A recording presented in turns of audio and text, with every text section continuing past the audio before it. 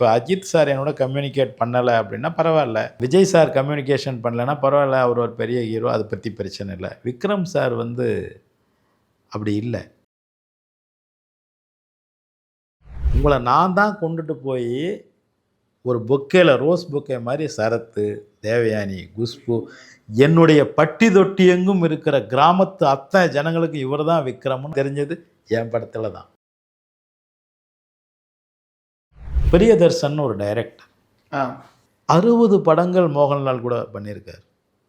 இது என்ன கம்யூனிகேஷன், என்ன காம்பினேஷன் எனக்கு புரியல.